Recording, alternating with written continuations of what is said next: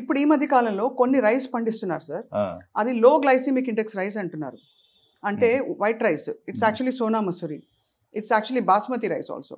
సోనా మసూరికి 72, 73 ఉంది glycemic index. Wheat is around somewhere 60, 68 మధ్య ఉంటుంది depending on the variety of wheat అని నేను విన్నాను సార్, ఇది న్యూట్రిషనిస్ట్ చెప్పగా. ఒక particular kind of basmati or certain kind of rice 48 glycemic ఇండెక్స్తో మేము పండిస్తున్నాము. లో డయా షుగర్ అంటారు, డయా వీట్ అంటారు. ఇవి నిజంగా ఉంటాయా?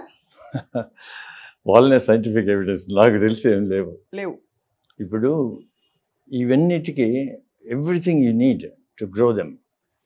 ప్రాబ్లం ఏమంటే వాటికి చేయాలంటే, అవి పండాలంటే ఇప్పుడు వాడి ఫర్టిలైజర్స్, పెస్టిసైడ్స్ ఇవి ఉంటాయి కదా, ఏమైతే క్రిములు ఇప్పుడు వాటిని తినేసేసి ఆహ్వాదించి ఇంకా బాగా అయిపోయి వీటిని తినడం మొదలు పెట్టేసి, you need more different type of pesticide.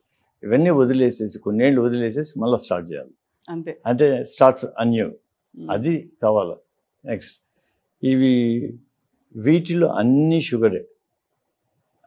నేను సైంటిఫిక్గా వాడు ఎవడన్నా అనలైజ్ చేసి చెప్తే తప్ప మిగతా ఉండే మనకు మిల్లెట్స్ ఉన్నాయి.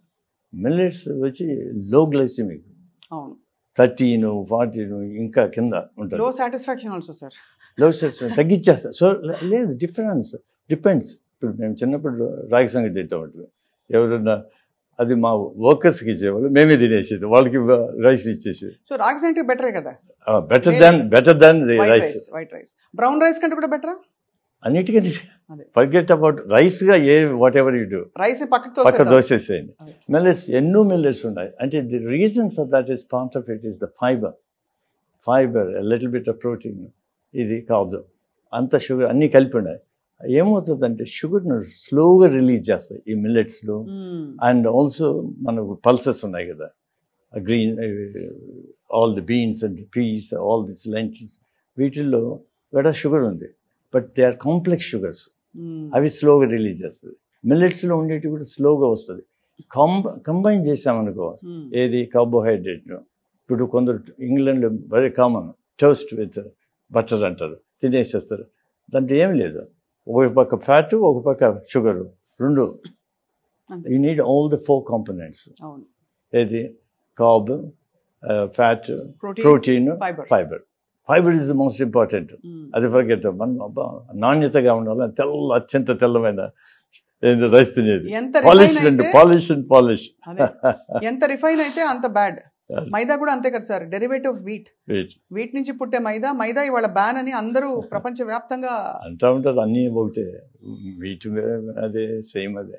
మనం మిల్లెట్స్ చిన్నప్పటి నుంచి ఎక్కడ పడితే అక్కడ పండేది. అవును, because they don't need any pesticides, they don't need very little water. అది పోయింది ఇప్పుడు. అవన్నీ తింటా ఉంటే బాగుండే. కొర్రలు, అరికలు మా ఊళ్ళో ఉండేది తిన్న బాగానే ఉంటుంది. అంటే ఇది టేస్ట్ ఈజ్ అక్వైర్డ్ కదా. జిహ్వా అనేది మనం ఇప్పుడు వచ్చింది, ముందు నుంచి చిన్నప్పటి నుంచి మనం అట్లా ఉంటే అది మనం పుట్టినప్పటి నుంచి పిల్లలకు మా గ్రాండ్ చిల్డ్రన్ కానీ వాళ్ళు కాన్ఫ్లెక్స్ ఇస్తుంది. వాడు ఎందుకంటాడు, నాకు వద్దంటాడు వేరేటి. వెజిటబుల్స్ అంటే పక్కన దోసేస్తారు వాళ్ళు. వెజిటబుల్స్ అంటే పొటాటో ఈజ్ షుగర్, అదే స్టార్చ్, అదే కదా, అది sugar. It is not vegetable, అది మర్చిపోతుంది.